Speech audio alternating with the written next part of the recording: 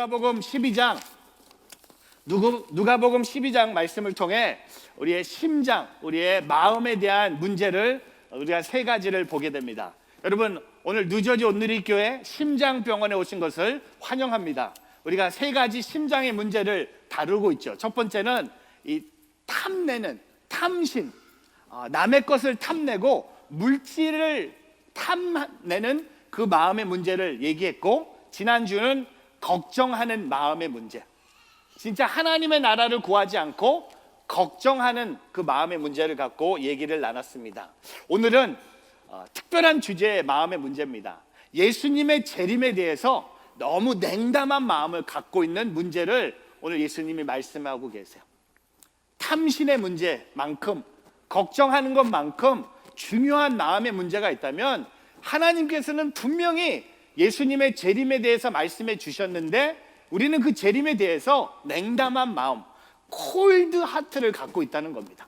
오늘 이 예수님의 말씀을 통해 우리가 그 예수님의 재림에 대해서 뜨거운 마음으로 변화되는, 그래서 여러분의 심장이 탐내는 것도 사라지고 걱정하지 않는 것도 사라지고 여러분의 마음이 뜨거워져요. 왜? 예수님의 재림을 바라보면서 여러분의 마음이 뜨거워지기를 주의 이름으로 축복합니다. 오늘 세 가지, 첫 번째, 예수님의 재림에 대해서 우리는 열망하라는 겁니다.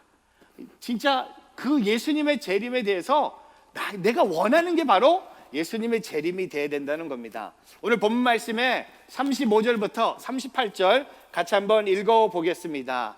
항상 허리에 띠를 두르고 등불을 켜놓고 있어야 한다. 마치 주인이 결혼잔치에서 돌아와 문을 두드릴 때 곧 열어주려고 대기하고 있는 사람들과 같이 되라. 주인이 돌아와서 종들이 깨어있는 것을 보면 그 종들은 복이 있을 것이다. 내가 진실로 너에게 말한다. 그 주인의 허리에 띠를 두르고 그 종들은 식탁에 앉아 다음 곁에 와서 시중을 들 것이다. 만약 주인이 한밤중이나 새벽에 오더라도 깨어있는 종들은 본다면 그 종들은 복이 있을 것이다.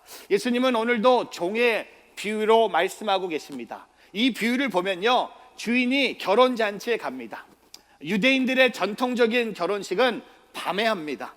밤 12시에 올 수도 있고 새벽 6시에 돌아올 수도 있습니다. 만약 이 주인이 집에 돌아올 때 종이 잠이 자지 않고 깨어서 기다렸다가 문을 열어준다면 주인이 얼마나 행복하겠습니까? 오늘 말씀에 보면 너무나 기뻐 나머지 허리에 띠를 두르고 종들을 식탁에 앉히고 자신이 시중을 들 것이라고 했습니다. 그만큼 주인의 마음이 흡족하기 때문입니다. 왜 그렇습니까? 이 종은 오직 주인을 기다리는 일에 초점을 맞췄기 때문이에요. 여러분, 오늘 우리가 예수님의 재림에 우리의 초점을 맞춰야 된다는 겁니다. 우리의 인생의 초점은 내가 돈을 얼마나 벌을 수 있을까? 내가 얼마나 열심히 운동을 하면 건강해질 수 있을까? 내가 얼마나 열심히 공부하면 좋은 학교에 들어갈 수 있을까? 그런 초점이 아니라 내가 종으로서 나의 주인 되신 예수님께서 오시는 그 날을 기다리는 거야. 내가 원하는 거야. 열망하는 거예요. 우리도 이 땅에서 예수님을 기다리고 살아야 된다는 겁니다. 근데 여러분, 우리의 현실은 뭡니까? 우리는요, 예수님이 안 오시는 것처럼 살고 있어요. 예수님의 재림을 원하지 않는 것처럼 살고 있어요. 어떤 분들은 예수님이 재림에 대해서 알면서도 모른 척하고 내가 영원히 살 것처럼 살고 있습니다. 오늘 주인이 결혼식을 마치고 밤 12시에 오든 새벽 3시에 오든 6시에 오시든 종은 그 문에서 그 주인을 기다려야 된다는 겁니다. 예수님의 재림은 단지 교리로만 믿고 고백하는 냉담한 마음을 버리고 우리의 마음이 뜨거워지긴 뭡니까? 예수님을 내가 기다린다. 재림하시는 예수님은 다시 오신다는 겁니다. 오늘 본문 말씀은요, 주인이 돌아온다는 겁니다. 하나님의 아들이신 예수님은 또 오신다는 것을 오늘 성경은 말하고 있습니다. 예수님의 재림을 느끼고 설레이는 마음으로 기다려야 한다는 겁니다. 그때 우리의 삶에 변화가 있습니다. 사진 하나를 보여드립니다. 여러분, 영국의 신학자, 감리교 운동의 리더였던 존 웨슬리의 동생 찰스 웨슬리. 존 웨슬리 하면 여러분 잘 알죠? 감리교의 모든 것을 조직하고 준비한 사람이 존 웨슬리입니다. 근데 존 웨슬리의 동생이 있어요. 이분이에요. 찰스 웨슬리.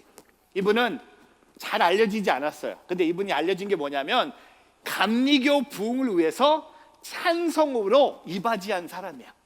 이분이요, 감리교 운동에 찬송가를 7,000개를 가사를 쓴 분입니다. 우리 여러분 갖고 계신 옛날 성경책 뒤에 찬송가에 보면 맨 위에 보면 누가 이렇게 하나 보여드릴까요? 오랫동안 기다렸던 찬송가 105장 사진을 보시면 맨 위에 105 밑에 보면 이 찰스 C 웨슬리라고 떠요. 7,000개 찬송가 가사를 썼는데 그 중에 5,000개가 예수님의 재림에 대한 내용이에요. 7,000개 중에, 여러분 7,000개도 대박인데 그 중에 5,000개가 예수님의 재림. 오늘 하나, 오랫동안 기다렸던, 우리 교회에서 한 번도 불러보지 않았던, 우리 찬양할 때 예수님의 재림에 대한 찬양도 불러야 된다고 믿습니다. 나를 위해서 십자가를 지신 사건도 중요하지만 다시 오신다는 겁니다. 오랫동안 기다렸던 주님 강림하셔서 죄매인 백성들을 자유 얻게 하시네. 주는 우리의 소망이 힘과 위로 되시니 우리가 기다리던 백성 많은 복을 받겠네. 그러면 이렇게 짧은 찬송가지만 7,000개 중에 5,000개가 예수님의 재림에 대한 얘기였다는 겁니다. 사랑하는 성도 여러분, 오늘 저와 여러분이요, 예수님의 재림을 열망하기를 축복합니다. 기다리기를 바랍니다. 그것을 내가 longing하기를 바랍니다. 내가 그것을 원하기를 원합니다. 반드시 오신다는 것을 알면서 여러분 그 문 지키고 있어야 돼요. 문을 두드리시면 문 열어야 돼요. 자고 있으면 안 돼요. 놀고 있으면 안 돼요. 내일 우리 장동원 전사님한테 특별한 날이 내일이에요. 5개월 동안 헤어졌다가 사모님이 내일 미국에 도착하시는 날이에요. 일주일 내내 와이프 오는 날을 기다리고 있어요. 청소도 해야 되고 가구도 맞춰놔야 되고 그다음에 몸도 운동하고 있고 요새 좀 덜 먹고 있어요. 왜? 5개월 만에 와이프를 만나니까.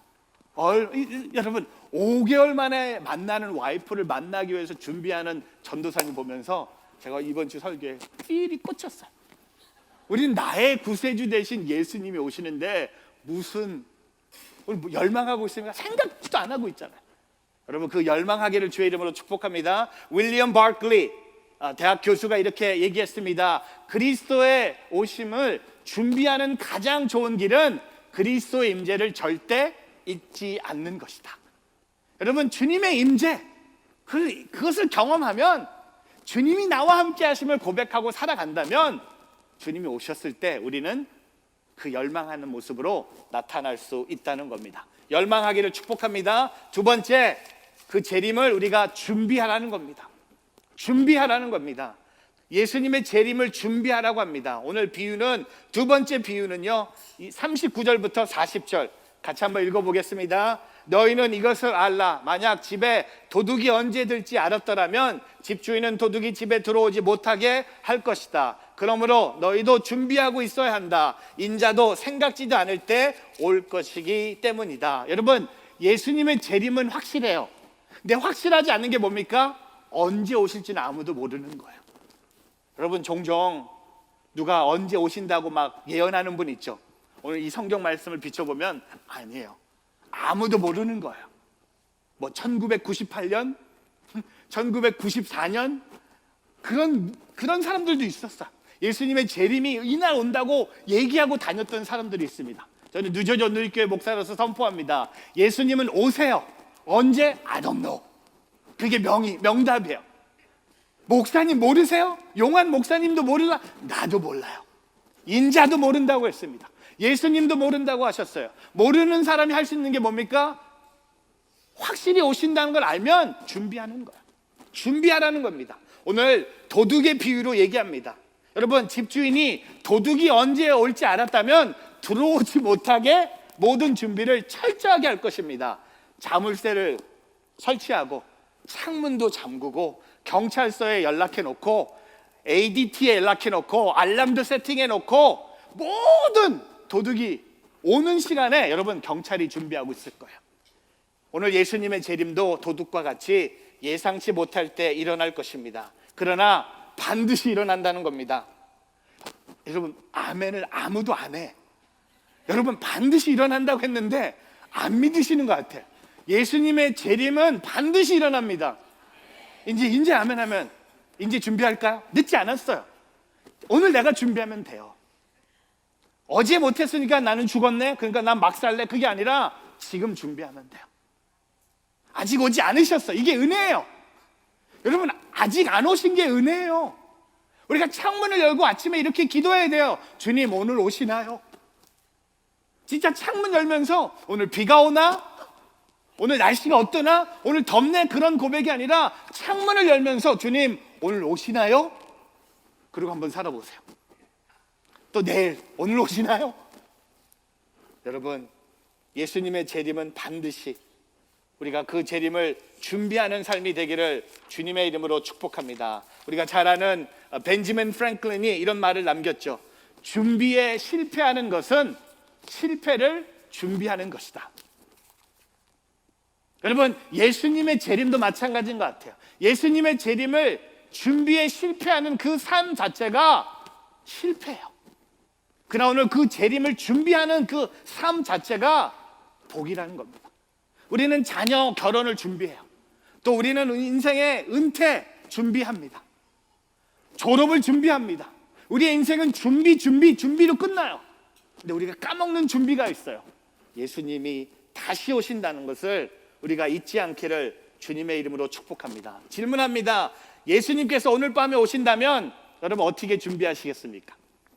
12시간 후에 오늘 밤 9시에 예수님이 오신다면 여러분 어떻게 준비하시겠습니까?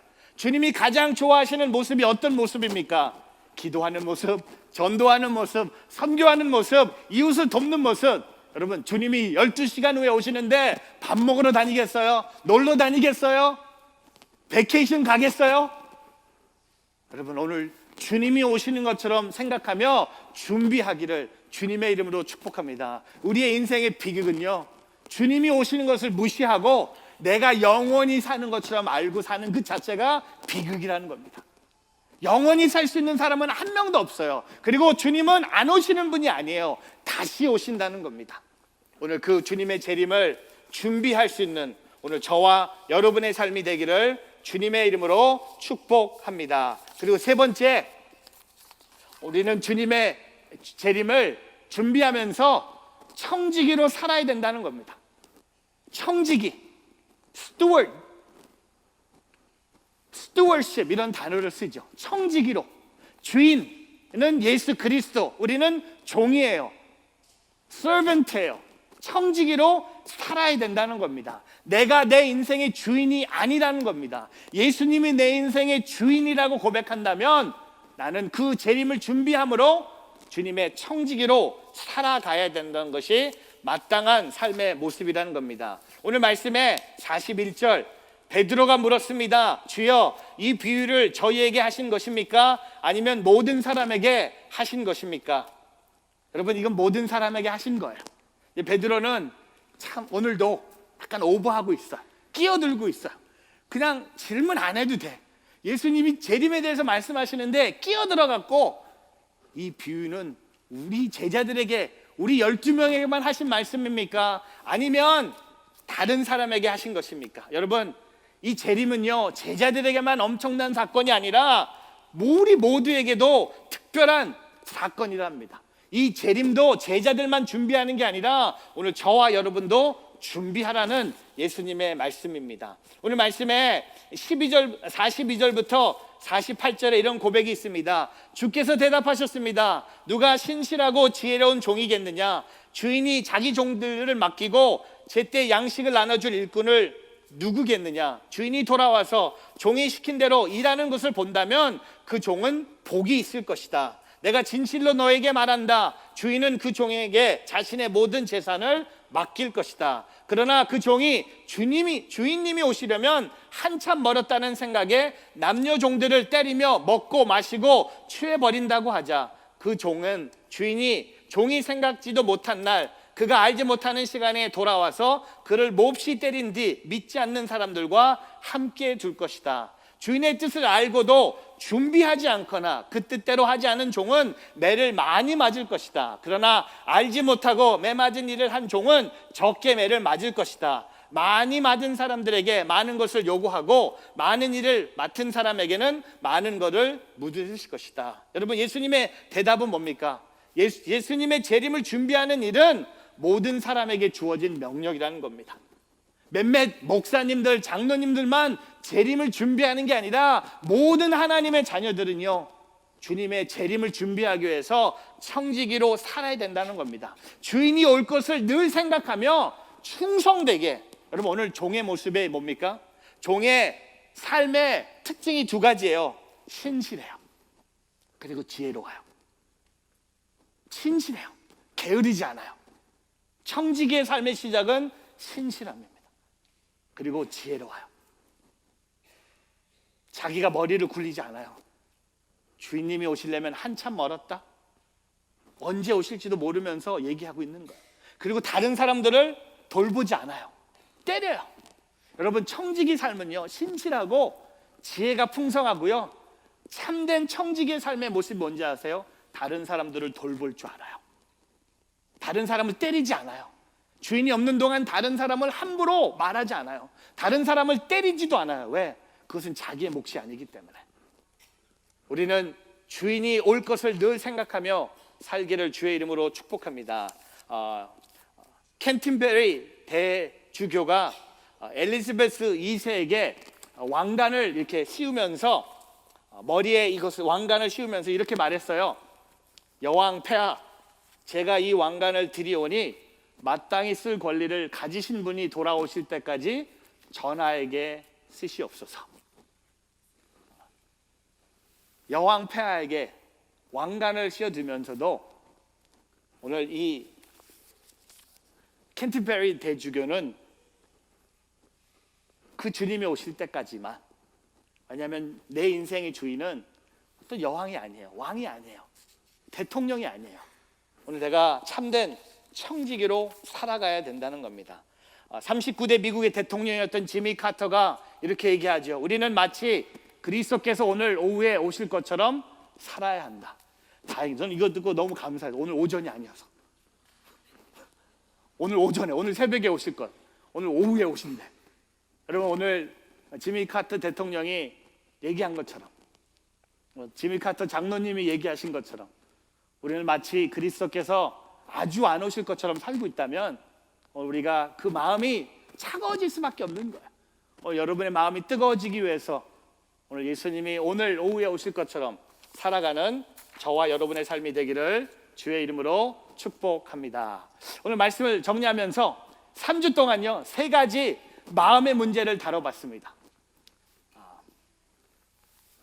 탐내는, 또한 걱정하는 마음, 또한 오늘 예수님의 재림에 대해서 냉담한 마음을 가져봤어요. 저는 한 가지 오늘 결론을 내리고 오늘 여러분의 마음이 새로워지길 바랍니다. 하나님은요, 우리의 어떤 문제보다도 크신 분이에요. 그것을 기억하면 돼요. 사진을 통해 보여드릴게요. 단순해요. 누가 그 그림을 이렇게 썼어요. 문제보다 크신 하나님. 여러분, 이 그림을 보면서 내 인생의 문제, 그 문제가 커질수록 나는 물질을 탐낼 수밖에 없어요. 내 인생의 문제가 커질수록 걱정은 늘어갈 수밖에 없어요. 내 인생의 문제가 많을수록 나는 참된 청지기로 살 수 없어요. 근데 오늘 이 고백을 한다면, 나의 문제보다 크신 하나님을 붙잡는다면 물질에 대해서 탐낼 필요가 없는 거예요. 걱정할 필요가 없는 거예요. 그리고 예수님의 재림에 대해서 뜨거워질 수 있는 거예요. 저는 3주 동안 우리가 누가복음 12장을 통해 우리의 마음의 문제, 오늘 주님 앞에 해결되는 오늘 그날이 되기를 주님의 이름으로 축복합니다. 기도하겠습니다.